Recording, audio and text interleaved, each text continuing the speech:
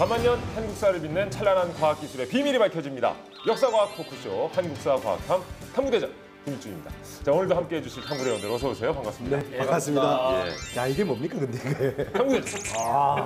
자, 오늘 이 시간을 위해서 또 특별히 한정욱 관장님을 모셨습니다. 어서 오세요. 네, 반갑습니다. 반갑습니다. 네. 이 전통 제철 분야를 연구해서 그 안에서 나온 그 전통 제철의 재료를 가지고 전통 도금을 제작하고 그리고 그거를 활용해 가지고 주방칼을 또 만들고 그리고 전시장을 만들어서 전시를 하고 있는 사람입니다. 아, 그렇군요.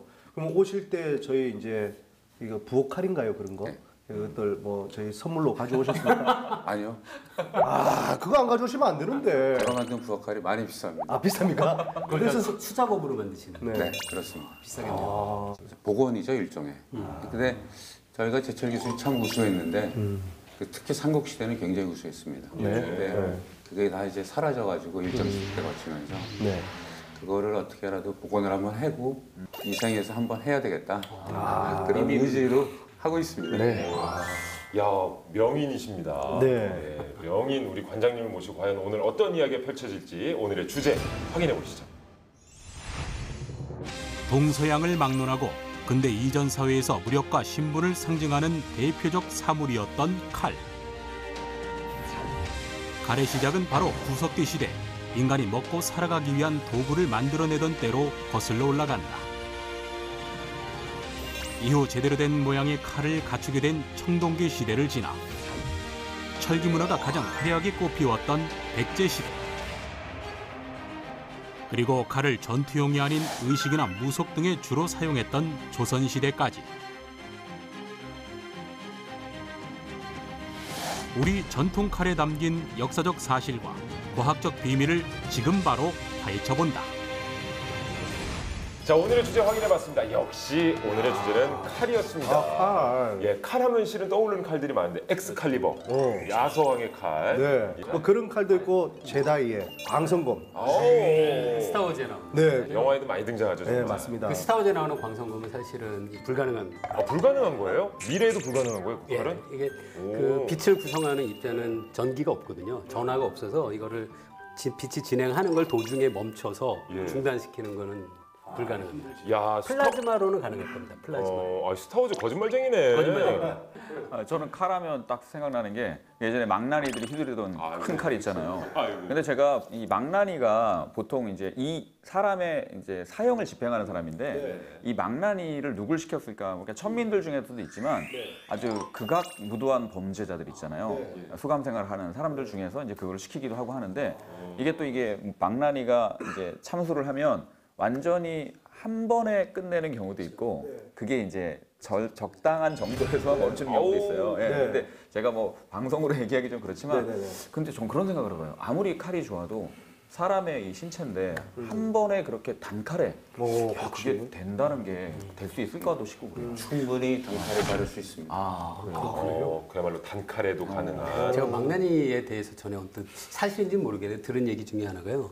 이 사형수의 가족이 그 자기 가족이 이제 그 사형되기 전날 망나니를 찾아가서 칼을 날카롭게 달아서 부탁을 한다고 하더라고요. 이게 사실 날카롭게 갈지 않은 칼이면은 이 사형수가 너무 고통 속에 죽어가니까 그걸 빨리 끝내달라는 의미로 그런 얘기도 들었어요. 오히려. 네, 맞습니다. 칼이 어떻게 보면 참 이렇게 무섭게도 느껴지지만 워낙에 이제 영화의 소재로도 많이 쓰이고 또 음식하는데도 중요한 도구니까 그럼 이제 저희가 기본부터 또 차근차근 한번 짚어가 볼 텐데 자, 그럼 이 칼이라는 명칭은 우리 고유의 명칭인가요? 갈이라는 말에서 온 걸로 보여지는데 보통 우리가 이제 그 갈치라고 하는 생선이 있잖아요. 일주칼. 어르신들은 칼치라고도 불러요. 칼치라고도 한자로 쓰면 도어인데 그 거기서 이제 갈이 이제 칼을 의미하는 걸로 보이고 실제로 이제 우리가 동사로서 갈다라는 그 말에서 그 갈이 이제 그 어원이 이제 분리가 되면 이제 칼로도 이제 쓰인 것 같아요. 이게 변형된 것 같은데 실제로 그렇게 보여요. 그래서 실제로 갈치의 모습이 이렇게 보이는 걸로 봐서 그렇게 보이고 그 다음에 이제 이 우리가 칼이라고 하지만 사실은 두 가지로 구분이 되거든요. 그 이제 도와 검으로 구분이 돼요. 그러니까 도라고 하는 것은 한쪽 날만 있는 거고 대개는 보면 직선이기보다는 약간의 곡선화되죠. 곡률이 약간 있는 거고 검이라고 하는 건 양날로 이제 뾰족하게 되어 있는 건데 저는 이제 도와 검을 보면 이게 전쟁할 때 과연 어떤 무기가 좋을까? 네. 검은 좀 느낌이 좀 찌르는 느낌이 들고 이게 도는 좀 베는 느낌이 드는데 제가 한번 상상을 해봤어요. 칼을 막 우리 영화 보면 막 칼로 막 휘두르잖아요. 네. 그럴 때 검으로 휘두르는 것보다 이 도로 휘두르는 게 뭐랄까 좀 더 힘을 많이 받을 것 같은 거예요. 그러니까 그 한 번에 이제 그 적을 죽일 수 있는. 지금 말씀하신 부분 중에서요. 네. 기병들이 사용하는 칼은 휨이 아주 큽니다. 많이 휘었죠. 이렇게 네, 휘어 있어요. 초생딸처럼. 네. 왜냐하면은 직선보다 곡선이 훨씬 베는 부위가 넓어진다고 표현하더라고요. 네. 그 칼이라는 것이 어떤 그 물리학의 원리에 기반했는지 좀 설명드릴 수 있을 것 같은데요. 그 우리 엄지손가락으로 어디 뭐 판 같은데 이렇게 박는 그 앞핀 혹은 앞정 같은 거 있잖아요. 그게 앞정을 생각해 보면은 한쪽 면은 이제 넓어서 손으로 누르는 부분이고요. 그다음에 이제 뾰족한 부분이 있는데 제가 앞정을 넓은 부분을 밀 때 이 뾰족한 부분이 이 나무에 박히는 그쪽 부분 힘은 똑같이 전달되거든요. 그런데 이게 그 뾰족한 부분은 그 앞에서 보면은 단면적이 면적이 짧잖아요. 그러면 압력이 커집니다. 그러니까 똑같은 힘이라도 압력이 크면 이제 그 뚫고 들어가는 그런 능력이 강해져서 칼이라는 게 사실 날카롭게 갈아야 되잖아요. 그게 그 칼이 닿는 부분에 면적을 좁게 해서 이제 그 관통력을 더 있게 하는 그런 거죠. 그래서 결국 압력을 생각하면은 왜 모든 칼들이 날카롭냐라는 것도 생각할 수 있습니다.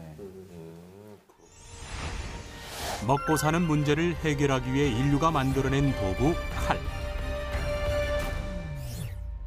구석기 시대의 대표적인 주먹도끼는 현대의 맥가이버 칼이라 불릴 만큼 당시 다양하게 활용됐던 칼이다. 주먹도끼는 특히 대형 동물을 사냥해 가죽을 분리하는 데 유용한 석기로 알려져 있다. 신석기 시대에 들어오면서 사람들은 음식도 갈아서 만들어 먹을 만큼 도구를 잘 활용했다. 지금의 믹서기와 같은 갈돌, 갈판, 그리고 돌도끼 등이 대표적인 예다. 이후 청동기 시대에는 반달 돌칼이 등장하는데 이 반달 돌칼은 흔히 신석기 시대의 유물로 알려졌지만 사실 청동기 시대의 유물로 곡식을 자르거나 열매를 수확할 때 사용했던 칼이다. 이 반달 돌칼을 통해 청동기 시대의 농경 문화가 발달했다는 것을 알 수 있다. 자, 그래서 이제 청동기 이후에 또 이제 철기 시대가 나오죠. 이게 역사책에 항상 초반에 항상 나와요. 역사 교과서에. 예. 이제 철기 시대까지 왔습니다. 그렇습니다. 철기 시대에는 사실 중국에서 이 문물이 들어왔다고 저희는 보고 있는데요. 그 한반도 내에 광산을 개발하고 이럴 수 있는 여력이 없었어요. 그 당시 분들이. 그래서 이제 그분들이 가장 많이 사용하는 주 원료가 사철입니다. 풍화돼서 수백만 년에 걸쳐서 풍화돼 가지고 이제 해안가나 바닷가에 쌓입니다. 근데 왜 이것이 이제 염분이 섞인 바닷물에 당연히 녹이 슬어야 되잖아요. 그래가지고 사라져야 되는데 왜 안 사라지냐면 그 티탄이라는 성분이 그 철의 입자를 보호하고 있는 것들만 살아남은 겁니다. 그래서 그 이제 저희 어렸을 때 해변가 가면 검은 모래 있잖아요. 그래서 자석 갖고 이렇게 붙이면 많이 붙지 않습니까? 검은 모래가 붙어요. 제주도에도 아직 검은 모래가 있는데. 예, 있습니다. 연평도에도 좀 많아요. 그게 철입니다. 그 철이 이용돼서 이제 철기가 꽃피우게 됐죠. 또 그럼 철기를 이용해서 또 칼을 만들었겠네요. 그렇죠. 이제 철기 시대로 접어드니까 이제 꼭 칼뿐만이 아니라 뭐 각종 이제 농기구, 뭐 각종 무기류들이 굉장히 다양하게 만들어지고 다양하게 만들어지는 것도 있지만 기능적으로 분화되는 거에다가 이제는 이제 디자인까지 들어가는 거죠. 장식성도 더 생기고 그다음에 그거를 또 얼마나 날카롭게 만들고 얼마나 또 치밀하게 만드느냐에 따라서 그 철기도 제작 기술의 차이가 있으니까 그게 이제 당시에는 어떤 나라가 더 선진국이 되느냐 안 되느냐 차이를 또 결정하게 되는 것이죠.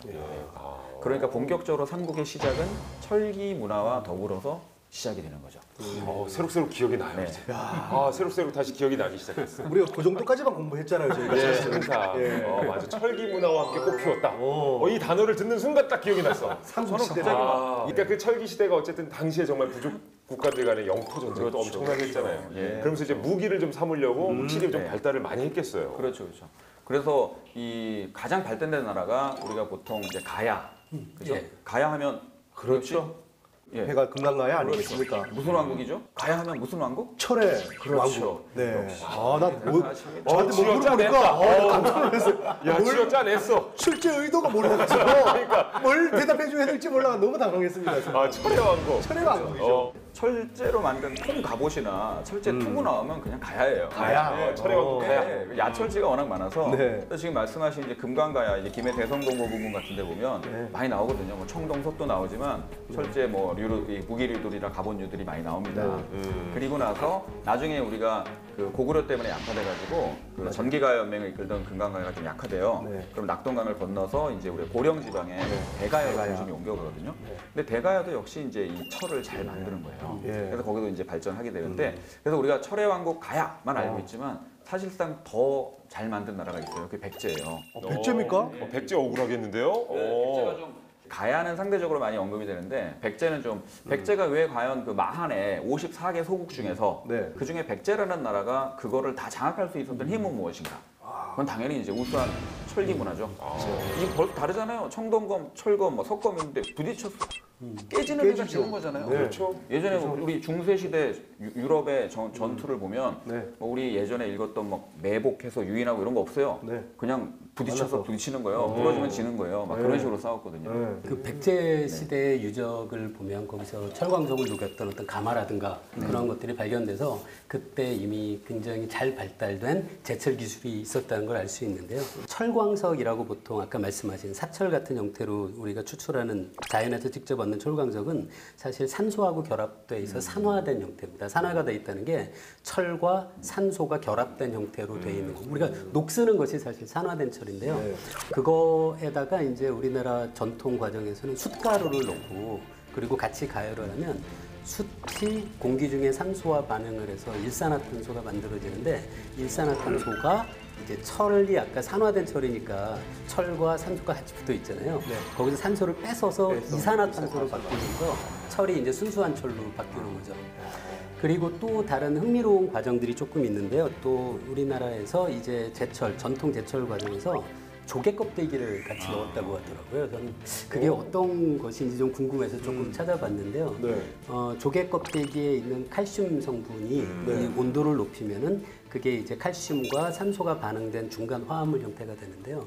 그 중간 화합물 형태가 된 CaO겠죠. 그게 이제 철광석 안에 들어있던 어떤 규소 성분, 그러니까 돌 성분이죠. 네. 그리고 황 성분 그런 것들과 반응을 해서 이제 철에 갖고 있는 어떤 그 불순물들을 제거하는 역할을 하게 됐다고 합니다.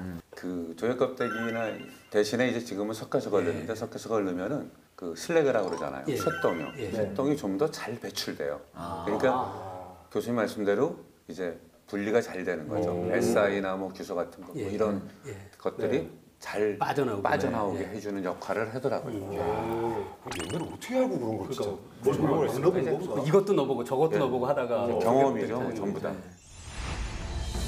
우리 선조들의 높은 기술력으로 만들어졌던 한국의 칼. 그렇다면 칼은 어떻게 만들어졌을까? 먼저 첫 번째 과정인 철괴 정연하기. 1500도씨까지 끌어올린 제철로에 여러 불순물이 섞인 철광석을 재련한다. 이때 황토물과 볏짚을 섞어 불에 넣는데 이는 쇠가 녹을 때 산화물이 생기지 않도록 산소와의 접촉을 차단하는 역할을 한다. 다음 빨갛게 불에 달궈진 잡새 덩어리를 망치로 두드리는데 두드리는 단조 과정을 통해서 칼의 성질을 질기고 강하게 만든다. 수십 번 두드리고 갈고 닦으면 서서히 칼의 형태가 드러나고 이번에는 재련에서 가장 중요한 담금질 과정을 거친다. 금속 재료를 높은 온도로 가열한 뒤 급냉시키며 경도를 높이는 것으로 찬물에 쇠를 넣어 식히는 시간이 몇 초만 짧거나 길어도 쇠가 늘어지거나 또는 부러지고 만다. 이러한 가열과 냉각을 통해 강철의 조직은 치밀해지고 강도는 더욱 높아진다.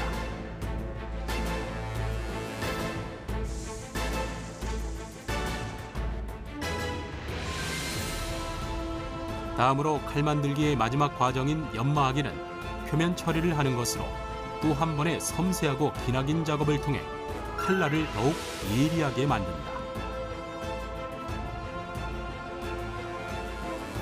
이처럼 한 자루의 칼을 만드는데 많은 시간과 정성을 들였던 선조들. 우리의 전통 재련 기술이 지금까지도 전승될 수 있는 토대가 된 것이라 할 수 있다. 그래서 칼이라는 게 생각해보면 정말 놀라운 게 이 칼 날 부분은 단단해야 되잖아요. 그러니까 거기는 아마 탄소가 성분이 높아야 되고요. 칼 몸 부분은 너무 단단하면 부러지잖아요. 그래서 거기는 또 너무 탄소 그 함량이 높으면 안 돼요. 그거를 잘 조정을 해서 칼을 만들어야 돼서 사실 굉장히 저는 그 존경스럽더라고요. 옛날에는 그 탄소량을 어떻게 측정했을까요? 그 탄소량은 그것도 경험으로 했을 텐데요. 그것도 제가 찾아보고 흥미롭다고 생각한 게 옛날에는 황토물이죠. 그 황토물을 이용을 해서 그 철이 갖고 있는 탄소의 함량을 조정했다고 하더라고요. 제가 그게 무슨 말인가 이렇게 찾아봤더니 황토가 말 그대로 붉은 흙이잖아요. 그래서 그게 흙이 붉게 보이는 이유가 그 안에 산화가 된 철이 있는 거예요. 그 안에도 그 철과 산소가 결합된 형태로 있는 건데 그거를 쇳물하고 같이 섞으면은 거기서 산소가 나오잖아요. 그런데 그 철과 그 쇳물 안에는 탄소가 또 아까 말씀드린 대로 있을 수 있잖아요. 그래서 그 쇳물 안에 있는 탄소 C와 이 황토에서 나온 O2가 결합이 돼서 이산화탄소가 되면서 나가버리는 거예요, 같이. 그래서 황토물을 투입하면 그 전체 철의 탄소 함량을 줄일 수도 있죠. 그런 전통 기술을 써서 탄소 함량을 조정했다고 하더라고요. 야, 칼 하나를 제작하는데 이렇게 많은 공이 들이고 심지어 과거에 만들었던 우리 선조들이 만들었는데도 이렇게 엄청난 과학 기술이 숨어 있는지 몰랐습니다. 대단하네요. 전통 제철 기술을 활용해서 새로운 소재를 개발하고 있다고 그랬어요? 예, 저도 그 얘기를 들었는데요. 찾아보고 좀 재밌다고 생각한 게 그 성덕대왕 신종이라고 있잖아요. 그걸 1975년에 이제 그걸 이제 새로운 장소에 이렇게 걸려고 하다 보니까 그 위에 이제 종을 매다는 종거리를 철로 만들어야 되는데 그게 1975년 당시에 그걸 만들어서 그 성덕대왕 신종을 걸었는데 그 종거리가 그 무게를 버티지 못하고 부서졌대요. 그래서 조선시대에 만들어진 종거리를 이용해서 걸었다고 합니다. 그러니까 75년에 그 당시에 제철 기술로는 그 조선시대의 그 기술을 봉헌하지 못했다는 아주 재미있는 얘기도 들었죠.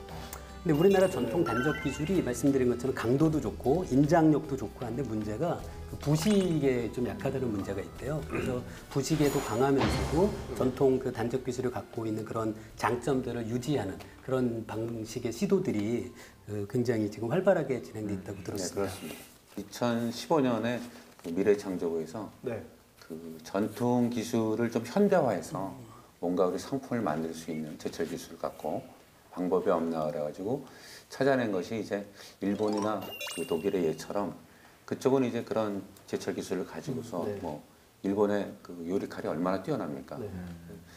회칼 같은 경우는 뭐 싼 거는 몇만 원부터 정말 훌륭한 사람이 만든 건 한 1,500만 원쯤 합니다. 한 개예요.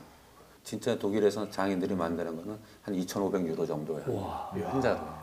그런 것들이 이제 그런 제철 기술을 활용한 것들이거든요. 그래서 저희도 그런 거를 좀 활용해서 제대로 된 주방칼을 한번 만들어 보면 어떻겠나 하는 생각이 미래창조부에서 시작돼가지고요. 이야, 훌륭하시네. 아니 왜냐면 저 독일 항상 저 여행 갔다 오시면은 항상 싸우는 게 그 쌍둥이 모양의 그러니까. 그걸 꼭 사오시더라고요. 우리나라에도 이제 그런 제품들이 생길 수 있는 거잖아요. 기대하겠습니다. 충분히 기술력이 있으니까. 그래서 이런 말이 있잖아요. 옹고지신. 예. 우리 것을 잘 발전시키고 새 것을 받아들이자 이런 얘기잖아요. 지금 하시는 일이 아마 옹고지신에 그래서 딱 맞는 샘플을 한 행동인 것 수십 같습니다. 자로 만들어서요. 또 일단 전시를 하고 있습니다. 그러니까 정말 다행이네요. 그래서 그런 기술들을 접목을 시켜서 현대에서 이런 걸 만들어내니까 뭐 제가 뭐 칼도 그렇지만 사실 가위도 뭐 외국에서 어떤 브랜드 가위 이런 게 있잖아요. 아 그래서 그렇구나라는 걸 지금 알게 됐어요. 우리도 그거를 접목해서 좀 기술 개발을 더 했으면 좋겠네요. 네. 맞아요. 우리나라 기술 훌륭하거든요. 네. 예. 그 저희가 이제 저 우리나라 그 특별한 기술, 훌륭한 기술에 대해서 말씀을 좀 나누고 있는데 백제 시대에 또 훌륭한 또 명검 있지 않습니까? 백제 때는 뭐 딱 떠오르는 게 칠지도입니다. 아, 그렇지. 7개의 날이 딱 서 있는. 예. 네. 칠지도는 뭐 일본의 신물입니다. 일본의 황궁의 보물 세계 중에 하나죠. 근데 그거는 그 이선옥감이 신궁에서 보관하고 있는데 네. 개봉을 안 해요. 이 사람들이. 일반인들한테 보여주는 날이 정해져 있어요. 1년에 뭐 보름. 그래가지고 그 날은 하루에 3,000명이 줄을 쓴다는 거예요. 그걸 칼을 보려고 위해서? 그 칼을 보기 위해서. 유리 안에 들어있는 칼을 보기 위해서. 아끼는 거죠. 그리고 이제 그건 황궁의 물건이기 때문에 이제 아무나 뭐 이렇게 와서 언제든지 볼 수 있는 물건이 아니다 이렇게 했는데 그 여태까지 뭘로 만들어졌냐 원료가. 근데 그것이 일본 학자들이 그 조금 이제 손잡이 쪽에서 띄어가지고 분석을 했습니다. 네. 그래서 그게 사철입니다. 사철. 네. 그게 백제 어느 지역이냐가 항상 관심이었어요. 네. 근데 이제 지금 학자들 전에는 거의 서산 지역으로 예. 예, 굳혀지고 있습니다. 그렇군요. 근데 사실 칠지도가 처음 발견됐을 때는 일본 문물이다. 네. 일본이 백제에게 줬던 뭐 그런 거다. 지금 백제나 우리 나라에서는 사실 칠지도가 발견되지 않았잖아요. 그러다 보니까 근데 논란의 소지가 좀 있었거든요. 근데 이제 그 칼의 몸에 네. 그 이제 한문이 적혀있죠. 각인이 돼 있죠. 네. 금상감이 돼 있습니다. 거기에 이제 우리가 이제 그쪽으로 보냈다는 그런 글이 써 이게 있죠. 이제 그게 상간검인데 그 상감된 내용이 백제 왕이 외 왕에게 준 걸로 돼 있어요. 네. 써 있는데 이제 건너간 거 맞는데 이제 이 사람들은 일본 사람들은 그거를 뭐라 그러냐면 마치 우리가 약소국이고 자기네가 강국이라서 조공처럼 가졌다는 거고 우리는 택도 없는 소리 하지 마라. 그게 360년대 정도로 보이는데 근초고왕이면 네. 지금 동아시아를 주름 잡고 있는데 네, 지금 이 야마토 클랜 정도, 야마토 정권이라고 그러거든요. 킹덤이라고 안 해요. 그 네. 시대는. 세계사 서양사 책에 보면 야마토 클랜이라고 표현한단 말이에요. 그 사람들은 7세기 중반에 가야 다이카 계신이라 그래서 고대 왕국이 되는 수준인데 무슨 말같이 하는 말이냐 이렇게 얘기하는데 이걸 안 보여주니 연구를 좀 공동으로 해야 되는데 딱 그거 안 보여주니까 우기는 거죠. 그래서 더 안 보여주나 봐요. 자기도 지금 써 있거든. 예. 처음에 그 녹제거 할 때는만 해도 자기 거라고 하다가 그 지워진 글씨도 있으니 같이 공동 연구를 해야 되는데 이걸 안 하더라고요. 그다음에 삼국시대 칼하면요 네. 또 있어요. 또 있어요? 우리나라의 고분군에서 백제, 뭐 가야, 네. 신라, 고분에서 엄청나게 많이 나오는데 사람들이 잘 모르는 환두대도라고 있습니다. 한두대도. 네. 환두대도는 이제 손잡이 끝에 부분이 동그란 고리 모양으로 돼 있어서 환두대도라고 하는데, 그러니까 환두도가 있고 뭐 크면 환두대도라고 하는 거죠. 네. 근데 그 고리 모양의 문양이 또 여러 가지가 있어요. 그냥 아무런 무늬가 없이 동그랗게 돼 있으면 이제 소환두대도라고 하고, 네. 그다음에 뭐 나뭇잎 파리 같이 세 가지가 있으면 이제 삼엽 환두대도라고도 하고, 그다음에 용이나 뭐 봉황 같은 게 있으면 용봉문 한두대도라고도 하고, 네. 그다음에 고리 모양이 세 개로 돼 있으면 이제 삼한두대도라고도 하고 종류가 많은데 그 무령왕릉 아시죠? 예. 무령왕릉에서도 한두대도가 나왔어요. 그리고 그거 말고 뭐 호호청에서 나오고 뭐 여러 무덤에서 나왔는데 특히 무령왕릉에서 나온 게 굉장히 대단합니다. 일단 손잡이 부분은 끝에 부분에는 이제 용봉문이 들어가 있고, 그다음에 손잡이 부분은 뭐 금실, 은실로 막 감아져 있고. 그게 우리나라에서 되게 많이 나오는데 이상하게 제가 역사를 가르치면서도 봐도 칠지도는 많이 가르치는데 네. 교과서에서 한두대도는 안 가르쳐요. 네, 이상하게. 그러게요. 제가 생각한 거 보니까 가르침을 못 우리 받은 것 같습니다. 역사 또 잘하시는 우리 도현 씨도 못 들어보셨죠? 잘. 사실 잘 몰랐습니다. 네. 그래서 네. 이상하게 그거를 잘 부각을 안 하는데 굉장히 많았고요. 그게 중국과는 또 완전히 다른 스타일들의 그런 한두대도거든요. 네, 그런 것도 좀 알아두었으면 좋을 것 같아요. 예. 공주대 박물관에서요. 공주박물관에서 그 환두대도를 그 복원을 하기 위해서 복원을 했습니다. 그래서 이제 저는 이제 그 복원 작업에 참여했거든요. 그래서 그때 이제 제가 받은 기념품이 하나 있어요. 이게 이제 좀 어디서 꺼내주신 거예요? 환두대도의 환두입니다. 이게 그러니까 그 칼 끝에 손잡이 끝에 동그랗게. 칼을 놓치지 않으려고 이렇게 둥글게 만든 그런 거 아닐까요? 그렇지는 않은 것 같아요. 그러면 장식용. 이게 한두대도가 있으면 여기 한번 줘보세요. 네. 이게 따끈따끈합니다. 이게 끝에 있으면 고구려 고분벽화 중에 그 지금의 지반현 쪽에 가면 중국의 만주에 12호분이 있는데 거기 보면 고구려 무사가 적군을 잡고 한두대도를 손에 들고 이렇게 목을 내려치려고 하는 그림이 있어요. 근데 여기 끈을 매달았고 손에다 한번 감았어요. 그러니까 여기다 끈을 매달아서 고정을 시키는 거는 여기다 손을 감아가지고 칼을 또는 놓치지 이제 않기 보통 위해. 걸고 다니기도 하겠지만 그렇게 보이는 거. 왜냐하면 그 고분벽화에 선이 하나 이렇게 지나가더라고요. 그런 게 남아 있으니까 아마 추측을 해보건데 그런 용도로 있었을 수도 있겠다. 이렇게 생각이 됩니다. 예. 이야, 또 귀한 물건을 또 직접 또 이렇게 봤습니다만은 이제 칠지도 한두 대도 네. 또 다른 명검들도 있지 않습니까? 많이 있잖아요. 전호도라는 것이 있대요. 그 조선 태조가 사용했던 검이고, 그러니까 거의 고려 말 그때 만들어진 그런 칼이 있다고 하더라고요. 전어도. 전호도. 뭐 신라 경주 계림로에서 출토된 것 중에 이제 페르시아 단검도 있죠. 아, 예. 네. 근데 그때 이미 그 신라와 페르시아가 교육을 했다고 볼 수 글쎄 있는 말입니다. 네. 대단한 일이죠. 아, 저는 근데 계림로에서 발견된 그 황금 보검이라고 하죠. 네. 그게 사실 어떻게 발견됐냐 했더니 도로 공사하다가 네네네. 그런 그 경우가 땅을 팠는데 이렇게 거기에서 나온 거예요? 무덤들이 엄청 나온 거예요. 그러다 14번째 무덤에서 이 지금 보검이 나와가지고 지금 학계에서는 그때는 이게 어떻게 만들어진지를 몰랐다 하더라고요. 근데 최근에 밝혀졌다고 제가 들었습니다. 그게 또 뭐 이제 검에 대한 얘기도 나누고 있습니다만 실은 뭐 영화나 이런 거 보면 그게 또 검무라고 그래서 화려한 검을 들고 이렇게 춤을 추기도 하지 않습니까? 네, 맞습니다. 그 검무 중에 황창이라고 하는 황창랑이라고 하는 신라의 이제 랑이니까 보통 신라는 화랑 뭐 이렇게 얘기를 하잖아요. 황창랑이라고 하는데 얘가 이제 어린아이예요. 근데 이제 백제로 건너가서 백제 왕을 이제 검무를 추다가 죽였다는 거예요. 근데 그 이야기는 이제 믿을 수 있는지 모르겠어요. 어린아이가 그렇게 했다는 게. 예. 그런데 그런 이야기가 그 뒤에 많이 나오는데 예를 들면 우리 조선 시대에 고려 말에도 뭐 이첨이라는 분이 쓴 작품에도 나오고 그리고 또 동국여지 승남에도 그 이야기가 나오고요. 그 다음에 또 현종실록에 보면 그 검무를 왕 앞에서 추지 못하게 하는 게 있어요. 왜냐하면 그 사례를 떠올리는 거예요. 그렇겠죠. 위험하지. 그러니까 그게 되게 유명해요. 그래서 이 사실이 있었든 없었든 어쨌든 황창 검무라고 하는 것이 굉장히 유명하고 후대도 계속 전승이 됐던 거고요. 그 다음에 또 하나는 이제 조선 후기 되면 이제 그 기녀들이 추는 그런 검무가 또 있죠. 네. 기검무라고 해서 그런 것들을 우리 영화 같은 데 보면은 이제 아주 아름답게 이제 그 칼을 휘두르는 그러면서도 왜 보면은 항상 보면 왕을 막 죽일까 말까 이런 거 보잖아요. 예. 영화에서 그런 것들이 남아 있는 거죠. 추다가 그리고 또 왕의 호위무사가 와서 탁 맞고 같이 춤을 추면서 같이 맞고 막 이러잖아요. 예, 막는 건지 진짜 이게 막 같이 춤을 추는 건지 그 위험한 걸 왜 자꾸 앞에서 보려고 했을까요? 짜릿짜릿한가 보지. 검무가 그죠? 아, 그 보고 싶어요? 아니요. 안 보고 싶어요? 싶잖아요. 하지만 여러분들께 제가 또 보여드릴 게 있어요. 사실 검무 예. 실제로 뭐 해보신 적이 없잖아요, 다들. 없죠. 저는 제가 직접 해보고 왔습니다. 자, 그럼 여기서 추시겠다는 얘기는 아니죠? 여기서는 못 여기서 추고. 거절할게요. 네, 여기서 추면 예. 누구 하나는 잘려 나갑니다. 아, 동엽 씨가 네. 또 현장일 자, 다니셨구나. VCR로 확인해 보시죠. 네, 안녕하십니까. 동엽 이동엽 인사드리겠습니다. 오늘 저는요, 검법을 배우기 위해서 이 자리에 왔습니다. 어디로 가면 됩니까? 이쪽에 소리가 나는 것 같은데요? 한번 가보시죠. 여기 같아요, 여기. 여기야, 여기. 아, 진짜 뭐 하고 있어요. 검법을 배우기 위해 동엽 씨가 찾은 한 연습실. 그런데 검법이라기보다는 무용에 가까운 춤사위가 펼쳐지고 있는데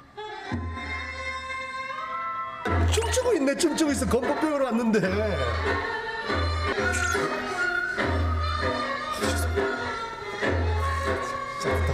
제가 봤을 때 저분이 하여튼 높으신 분 같아요. 이렇게 하는 거면.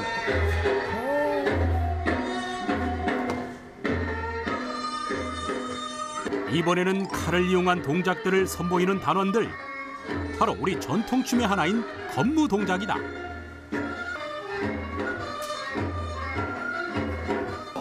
대단하십니다. 대단하세요.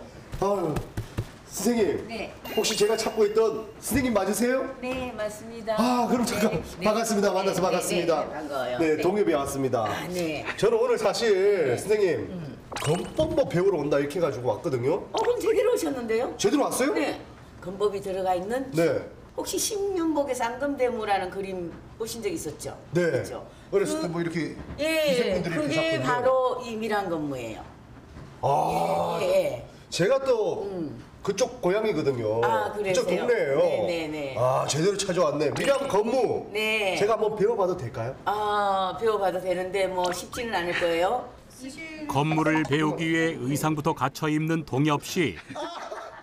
모자의 종류인 전립을 쓰고 자, 선생님 빨리. 긴 조끼 형태의 전복을 입는 것이 검무의 기본 의상이다. 이것도 세게 합니까? 아니요. 아, 이거 좀 괜찮습니까? 어떻게 좀 폼 납니까? 딱딱딱 착착착착착. 역시 탐구대원답네요. 본격적인 건물을 배울 차례. 내려 배기와 올려 배기 등이 가장 기본 동작으로 이때 칼의 움직임이 원으로 회전하는데 밀양 건물의 동작 속에는 마치 태극선을 그리는 듯한 음양 태극의 원리가 담겨 있다. 네, 돌아서 막으세요. 이 손을 막아야 돼? 이렇게. 이제 알겠다. 자, 해볼게요, 다시. 손으로 막으세요. 네. 그리고 돌아서 뱉은 손으로 막으세요. 어디가 위에서 막아야지. 이렇게. 그래서 밑에 손이 또 다시 베세요. 그리고 네. 막고. 요걸로 또 베세요. 밑에 걸로. 그렇지. 거기 초퇴 막으세요. 구퇴하면서 베기도 하고 막기도 하고. 네. 이게 무에도보 통지 쌍검보에 있는 네. 검술 동작이에요. 보기엔 간단해 보이지만 결코 쉽지 않은 밀양 건무. 오늘 배운 동작들을 단원들과 함께 맞춰보는데 잘했으니까 저. 네, 상당히 잘하고. 잘한 겁니까? 선생님, 저 제자로 좀 받아주십시오. 아주 잘하셨는데요. 네. 네, 뭐 그 정도면 충분히 춤을 추셔도 되겠어요. 동엽 씨를 제자로 인정합니다. 밀양 건무에 네. 대해서 잘 모르는 분들도 있거든요. 네. 어떤 시각으로 좀 바라봐줬으면 좋겠습니까? 많은 건무들이 있지만 밀양 건무는 무술이 들어가 있으니까 잘 이해하시고 막 공연이 있을 때나 건무 축제 때나 아니면 유튜브 영상이나 이래서 많이 사랑해 주시면 좋을 것 같아요. 대한민국에 있는 모든 건물을 많이 많이 사랑해 주세요. 그 중에 밀양 건무 더욱더 사랑해 주세요. 대단하세요. 고생도 고생이지만. 밀양 건무 아무나 하는 게 아닙니다. 그러네요, 정말. 저도 남자치고 작은 키는 아닌데도 예. 네? 갑자기 남자치고 작은 키는 아니에요. 칼이 길어 정글 아닙니까 우리 선배? 칼이 길어 보여. 칼이 너무 길어 보이는데 무겁지 않아요? 그랬구나. 칼이 엄청 긴 거 살짝 제가 들기에는 무겁더라고. 이게 어떻게 여성들이 들었을까라는 생각도 들더라고요. 네. 예, 어쨌든 도영엽 씨 고생 많으셨어요. 네. 예, 저희가 건물을 또 보네요. 화면으로 봐서 다행입니다. 제가 배워왔기 때문에 예. 마음만 뭐 제 마음에 안 든다. 어. 발 앞에서 건물을 한번 쳐보겠습니다. 야, 무시무시한데 실은 저희 앞에 지금 이 엄청난 케이스가 놓여져 있거든요, 관장님. 혹시 이거 준비해 오신 건가요? 네, 맞습니다. 어떤 내용이 들어있는지, 물건이 들어있는지. 네, 보여드리겠습니다. 공개하겠습니다. 예, 케이스 안에 우와. 와, 이야, 와, 이게 멋있다. 검의 종류가 검이네. 네 자료를 오늘 준비해 왔는데요. 예. 첫 번째는 시대순으로 말씀드릴게요. 네. 첫 번째는 이제 시대순으로? 와, 환두대도입니다. 근데 이거는 그 무량루 환두대도 복원할 때 네. 이제 한 자루를 더 준비를 해놓은 겁니다. 예. 근데 이제 이 경우는 그 환두가 일체형으로 돼 있죠. 일체형이네요, 그러네요. 그렇게 돼 있고 이제 그러니까 환두대도가 되게 두 종류인데 이거를 만들어서 요만큼을 만들어서 따로 붙였다는 설도 있고 일체형으로 돼 있다는 설도 있습니다. 근데 이제 왕의 칼이나 뭐 부적장의 칼들은 아까 보신 그런 화려한 환두를 뒤에다 리베팅을 했어요. 네. 근데 이제 일반 병사들의 칼은 그렇게까지 안 했을 거라고 저는 보는 거죠. 거죠. 어우, 생각보다 무겁네요. 그렇죠. 예. 칼날 조심해요. 이게 지금 칼날이 들진 않잖아요. 아예 들진 않아요. 네. 완전히 세워놓지는 않았어요. 여기 보니까 문양들이 막 있습니다. 근데 칼자루랑 일체형이면 손잡이도 그냥 이 채로 아니죠. 지금 여기다 이제 나무를 대고 이제 여기에? 끈 같은 걸 감습니다. 예. 네. 음식 은실을 막 감아놨고. 그랬겠죠. 근데 지금 이 모양도 다 두드려서 만드시죠. 그렇죠. 예. 이게 이제 환두대도. 아까 저 신라 시대의 명검. 뭐 백제나 백제, 뭐 이런 데 백제, 많이 가야 삼국시대, 오고에서 삼국 많이 시대의 나와요. 명검. 이게 들어보니까 이거 확실히 무기 같은 느낌이 드네요. 그죠? 이건 이제 그 고궁박물관에 있는 네. 이제 주칠 완자문 한도라는 거를 그대로 복원한 겁니다. 이거는 날까지 다 세워놨고요. 장식까지 다 이제 세팅을 해놓은 겁니다. 오, 야, 칼 끝에 이렇게 물결 무늬 같이 네. 이렇게 아까, 이제 말씀하신 아까 보신 이 라인이 이제 그럼 이 칼들은 누가 쓴 거예요?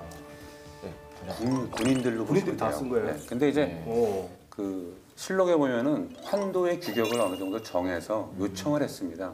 군대에서. 네. 그래서 이제 아주 길질 않았어요. 네. 뭐 그 당시 분들이 키가 크질 않았으니까 네. 좀 그렇게 일본도나 이런 데 비해서 네. 길이가 많이 길질 않았습니다. 네. 이런 거를 환도라고 부르는 이유 중에 하나가 요 두 개의 고리 사이에 네. 끈을 껴가지고 요런 걸 하나 붙였어요. 고리. 이게 환입니다. 이제 네. 아, 그래서 고리가 있는 예, 거군요. 그래서 예. 이 칼을 이제 앞으로도 차고 뒤로도 찰 수 있게 그렇게 만들어 놓은 거. 그 고리가 그렇게 돌아가는 돌아가는 거예요. 만들었죠. 아 이게 이렇게 마음대로 이렇게 돌아가는 거예요. 예. 사실 이 그래서 여기서 고리가요. 마음대로 옮겨. 이 고리가 잘 모르시겠지만 우리나라에서만 있는 겁니다. 우리나라에서만. 그렇습니다. 일본에서는 큰 칼들을 그냥 차고 다니는데 우리나라에서만 이걸 만들어 가지고 이렇게 차고 다닌다고 하더라고요. 편리하게. 네. 나머지 두 자루는 그건 이제 이거는 정말 작은 겁니다. 예, 이거 제가 원래 이렇게 크진 않았는데 예. 제가 조금 길게 만들었습니다. 근데 이것도 이제 사철로 저희가 제작하고 어우, 예. 칼끝이 저를 향하고. 오. 저기 상서로운 것입니다. 어우, 예. 이거는 이거는 이제 조선 말기에 네. 그 대원군이 가졌다는 칼을 그대로 복원한 겁니다. 흥선대원군. 네, 흥선대원군이요. 네. 흥선대원군의 호신도라고 불리는 칼인데 네. 모양이 똑같습니다. 그대로 똑같은 방식으로 이제 했는데 이게 이제 아까 말씀드렸듯이 무늬가 무늬가 다른 굉장히 무늬가 멋있네요. 나오는 게 이게 이제 탄소의 함량이라든가 성분의 함량이 다른 쇠를 네. 겹겹이 싸서 네. 붙이면 이런 모양이 이렇게 나오는 거예요. 이게 마치 야, 반지의 제왕의 반지 마냥 이걸 갑자기 쥐면은 사람들이 다들 어떻게 될지 몰라요. 아주 두려. 근데 무늬가 야, 진짜 저희가 정말 명품 제대로 잘 봤습니다. 고맙습니다. 네, 감사합니다. 예.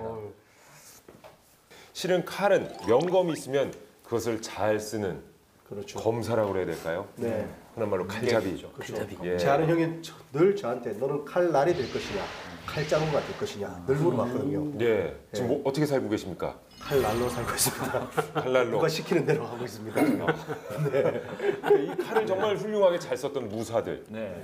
우리나라에 어떤 분들이 계셨죠? 여러분들 예전에 역사 공부하실 때 이자겸의난이라고 네네. 들어보셨을 텐데 네네. 예, 고려시대 그 인종 때 이자겸의 난 당시에 이자겸과 함께 난을 일으켰던 사람이 척준경이에요. 그래서 우리는 척준경이 이자겸과 함께 반란을 일으켰다. 그다음에 나중에 고려 인종이 척준경을 설득해서 이자겸을 제거하게 하고 뭐 그랬다 이 얘기만 하는데 사실은 그 이전에 인종 이전에 이제 그 인종의 아버지가 예종이고 예종의 아버지가 숙종이거든요. 고려 15대 왕인데 숙종 때 여진족하고 이제 전투를 하면서 우리가 그 뭐 별무반이라는 이제 특수부대도 만들고 그래요. 그리고 또 예종 때는 여진을 정벌해서 뭐 동북구성을 축조하고 그러는데 그 모든 과정에 척준경이 중심에 있어요.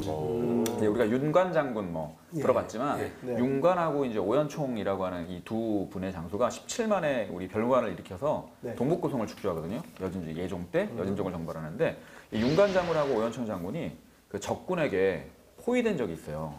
8,000명의 병력을 데리고 이제 가다가 매복에 당한 거예요. 그래서 다 데리고 갔던 휘하의 병사들이 다 죽고 진짜 한 10명 정도 남았을 때 이제 오연총은 화살에 맞고 윤관도 이제 죽음을 기다리고 있는 상황이에요.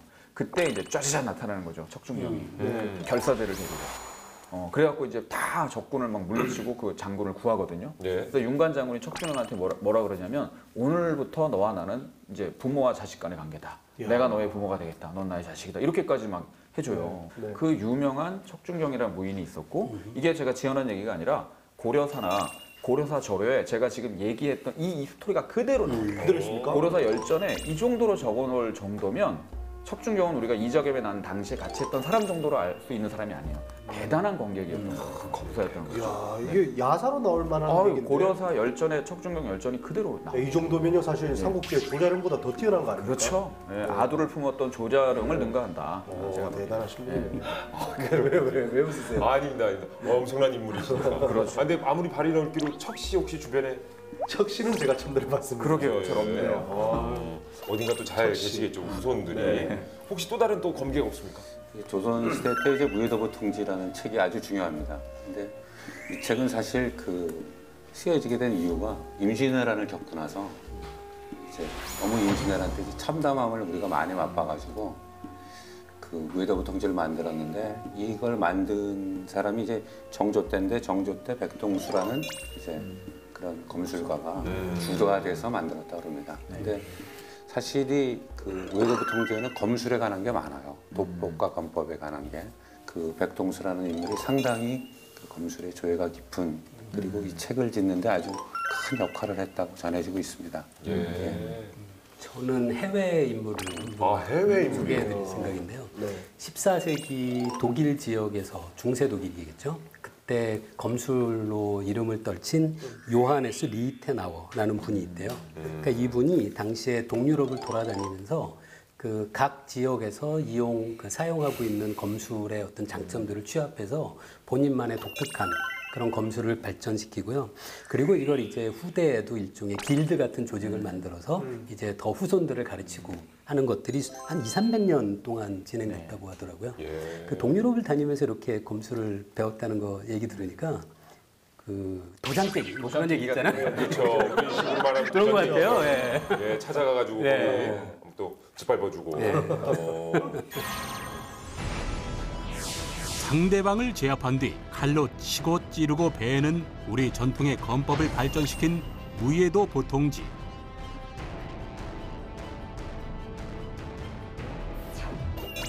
정조 때 편찬된 이 책은 이론 위주로 만들어진 다른 군사 서적들과 달리 전투 동작 하나하나를 그림과 글로 해설하고 있어 무예를 처음 배우는 사람도 따라하기 쉽게 간행됐다.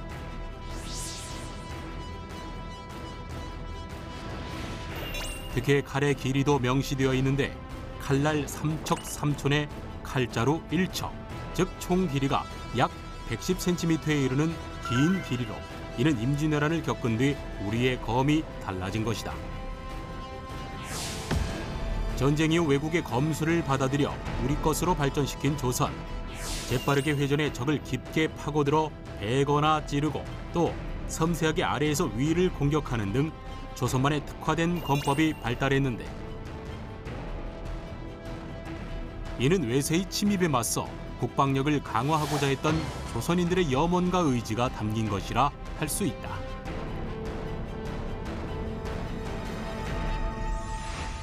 근데 저는 좀 궁금한 게 이런 칼잡이들이 있고 이런 무사들이 있으면 그 칼을 만드는 대장간이나 아니면 대장장이도 되게 뭔가 어떤 대우를 많이 해줬을 것 같거든요. 어떻습니까? 그렇죠. 이 대장장이가 역사적으로 얼마나 중요했느냐를 보면 신라의 석탈해라고 하는 인물이 있습니다. 알고 있습니다. 예, 원래 박혁거세가 이제 건국자고 그다음에 이제 남해 차자옹이 있고 그다음에 이제 유리 이사금이라는 사람하고 탈해, 유리와 탈해가 서로 이제 누가 왕이 될 거냐. 그때 이제 이사금이라는 칭호를 왜 쓰냐면 그때는 이빨이 많은 사람이 지혜롭다 그래서 떡을 이제 깨물어서 유리가 이빨이 좀 건치라 그랬는지 이빨이 많아가지고 이사금이 된 거고 탈해가 못 되거든요. 탈해가 이제 나중에 4대가 되는데 그 석탈해와 관련해서 좀 재밌는 얘기가 하나 전해져 내려오는 게 있어요. 이게 뭐냐면 석탈해가 이제 그 신라의 되게 높은 관리의 집을 빼앗고 싶어서 자기가 소송을 건 거예요. 여기 옛날에 내 집이었는데 이 사람이 이 집을 차지하고 있다. 내가 되찾아야겠다. 그랬더니 증거가 너의 집이라는 증거가 어디 있냐? 그랬더니 석탈해가 그 전에 이미 숫도라고 그다음에 수술 집 뒤에다 묻어놓은 거예요. 그리고 내가 옛날에 대장장이었는데 지금 집을 파보면 그런 게 나온다. 그래? 한번 파봤더니 막 나오는 거예요. 야 맞네. 움직일 수 없는 증거네. 야 너 집 왜 줘? 이렇게 탈해가 그렇게 집을 뺏었다는 얘기인데요. 그렇죠. 원래 영웅은 한 끗 차이입니다. 이게 아니 알박기도 아니고. 그렇죠. 그래가지고 거기서 대장장이 이야기가 나오는 걸로 봐서 그런 사람이 왕이 되는 걸로 봐서 야 고대로부터 원래 대장장이는 굉장히 중요한 직업이고 그게 뭐 창피하거나 이런 직업이 아니었구나. 근데 오히려 조선 시대로 오면서 좀 천시받고 좀 이렇게 하층민 뭐 평민이긴 합니다만 원래 수고검이나 상업에 종사하는 사람들이 농민보다도 하층이거든요. 그렇게 취급을 받았던 것이지 고대에는 굉장히 중요한 직업이었던 근데 거죠. 제가 알기로 이게 정확한 상식인지 모르겠는데 그 신라 시대 때 대장장이들의 이렇게 모습을 보고 그거를 도깨비라고 이렇게 했다고 하더라고요. 도깨비요? 그 당시에는 철을 가지고 이렇게 하는 사람들이 많이 없다 보니까 그 불꽃이 내는 거 보면서 그게 마치 우리가 구전적에 나오는 도깨비를 연상한다 해서 그 불꽃이 막 팡팡 튀고 튀고 막 그 무기를 무기를 만들어내고. 만들고 하니까 야 뚝딱뚝딱 이런 거 있잖아요. 나라 뚝딱, 뭐 나라 뚝딱. 그러니까 참 보면 고구려 고분 중에서도 이제 오해분이라는 고분이 있어요. 근데 거기 사호묘나 오호묘에 보면 그 우리가 거기서 이제 재륜신, 재륜신을 그러니까 수레바퀴를 만든 신이라고 표현하거든요. 그다음에 대장장이 신이 있어요. 그러니까 철을 만드는 사람들을 그 고분뼈가 주인공으로 그려놔요. 그렇게 중요했다는 거죠. 야, 근데 어떻게 조선 시대 오면서는 유교 영향 때문에 그렇죠. 그런 유교 겁니까? 영향 때문에 그렇죠. 오로지 선비로서 유학을 하는 사람만 우대받는 그런 시대가 되는 거죠. 그러니까 이게 시대가 쭉 변하면서 정말 전투용 무기가 아니라 어떻게 보면 약간 상징적인 이제 물건이 돼가는 것 같아요. 검이라는 것이. 그런 의미로 지금도 우리 예, 대통령이 그렇습니다. 이렇게 하사하는 칼이 있다고 네. 들었거든요. 삼정도를 하사했는데요. 네. 지금은 이제 삼정검으로 바뀌었습니다. 외날의 도였는데 지금은 검으로 주는데 이제 장성 진급되면 준장이 되면 이제 청와대 가서 신고하고 그리고 일종의 이제 칼을 가지는 마음으로 나라를 지키라 뭐 이런 의미로 보시면 됩니다. 원래 이제 국방부 장관이 이제 뭐 주기도 하고 뭐 최근에 이제 대통령께서 직접 준장 진급자들에게 주기도 하는데 그 뒤로 이제 장성급이 계속 이제 뭐 이렇게 소장, 중장 이렇게 진급할 때마다 거기다 이제 분홍색 수치를 이제 매달아줘 갖고 혼자 뵙게 되다. 칼은 한 번 주고. 네, 그렇죠. 그거를 계속해서 누적적으로 매달아서 이제 달라야 되니까 계속 그때 그 기억을 되살리는 거죠. 뭐. 네. 그렇군요. 자, 요즘에 그러니까 우리 대통령께서 어쨌든 국군 통수권자로서 또 그렇죠. 이렇게 장군들에게 칼을 하사하기도 하는 것 같은데 정말 이 칼이라는 것이 모르겠습니다. 단순한 무기가 아니라 네. 뭐 이렇게 끈끈한 의리, 네. 약속 네. 이런 아주 중요한 또 존재로서 자리매김하는 것 같은데 저희가 지금까지 이제 칼의 기원 그리고 우리 선조들의 아주 고유한 또 아주 우수성이 뛰어난 그런 칼의 재련법 여러 가지 종류들까지도 알아봤는데 실제로 지금도 그 전통을 계승하고 계시고요. 또 칼을 재련하고 계시는 우리 관장님으로서 칼은 어떤 의미인 것 같습니까? 그 자동차, 조선, 조선. 건설, 엔지니어링, 네. 반도체가 다 철 산업이거든요. 네. 그러니까 우리는 철의 DNA를 가진 아주 특별한 민족입니다. 세계 우리가 10위권 안에 우리가 훌륭한 경제를 이룬 네. 나라로 돼 있습니다. 그래서 저희 부모님들이 학생들한테 하는 말이 철 좀 들어라. 이런 얘기를 많이 하잖아요. 그랬구나. 철 좀 많이 들어라. 너는 철의 DNA가 없니? DNA가 없니? 철 좀 들어 임마. 이렇게 했던 것 같아요. 정말 아주 멋진 마무리를 저렇게 철없는 멘트로 예, 관장님 아무쪼록 오늘 함께해 주셔서 고맙습니다. 예. 어떠셨습니까 오늘 교수님께서는? 저는 철이라는 물질에 대한 생각이 좀 들었는데요. 그 별이 그 내부에서 핵융합 과정을 거치면서 수소가 헬륨으로 바뀌고 뭐 그런 조금씩 원소가 무거운 쪽으로 가다가 최종적으로 별 내부에서 만들어질 수 있는 원소의 한계가 철까지입니다. 그러면 우리가 지금 지구에서 사용하는 철은 이제 그 커다란 별이 이제 초신성 폭발을 하거나 폭발을 해서 우주 공간으로 그 철 원소가 흩어진 게 다시 지구에 모여서 또 선생님의 손을 거쳐서 이렇게 아름답고 멋있는 칼로 변한다는 그 과정 전체가 굉장히 의미 있고 아름답고 그렇다는 생각이 좀 들었습니다. 자, 이렇게 우리 민족의 역사와 과학의 가치를 탐구하는 한국사 과학탐 오늘 이야기는 여기까지고요. 고맙습니다. 안녕히 계세요. 수고하셨습니다.